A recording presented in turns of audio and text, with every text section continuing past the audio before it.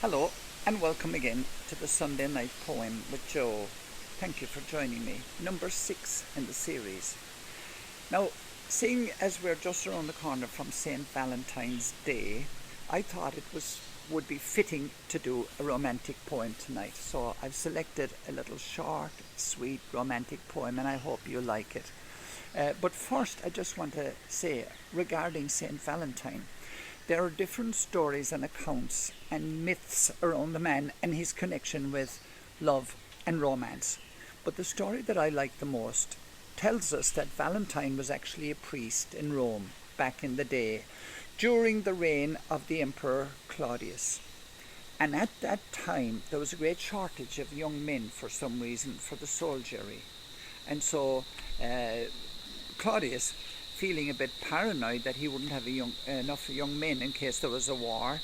You see, they did have conscription, but it didn't apply to married men because they were required to stay on the land to raise families and raise crops and what have you. And so the career in the army was reserved for young single men. But now there weren't enough of them around to field a decent army. And so Claudius very cleverly issued a decree banning priests from marrying off young people until further notice.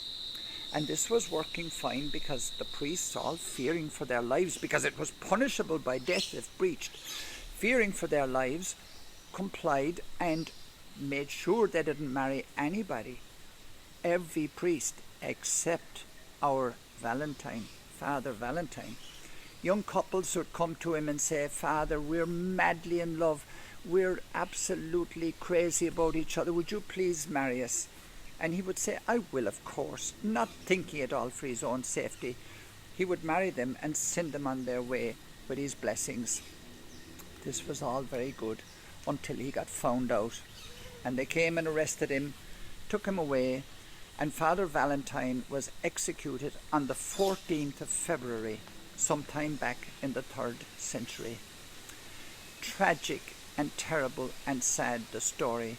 But think about it. Imagine being remembered for all time for being synonymous with love and romance, for having been the epitome at the very heart center of love triumphing over war and romance over violence, and being remembered that for all times.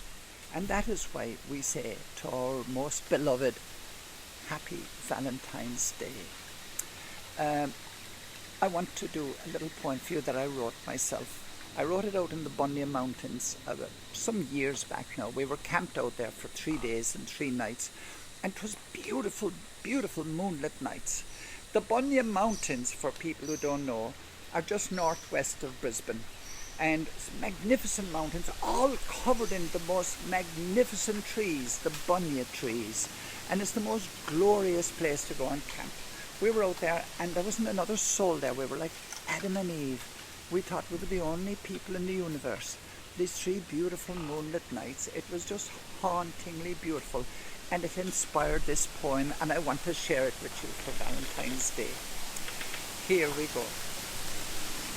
If I could live 3 lives and love 3 pretty wives for, let's say, a century or 2, do you know what? I'd trade them all for 3 moonlit nights on the Bunya Mountains with you, my dream, on the Bunya Mountains with you. And if I could win 3 wishes with a lucky roll of dice, I'd spend them good in that Bunya Wood. I'd kiss you once, twice, and thrice, my dream. Once, twice, and thrice. And if I had just 3 words left to talk, before my talking was all true, I'd waste them not on poems or prayers. I'd simply say, I love you, my dream. I tell you that I love you. Happy St. Valentine's Day to you. And see you here, same time, same place, next week. In the meantime, be kind, be compassionate, but above all, be loving. Thanks again.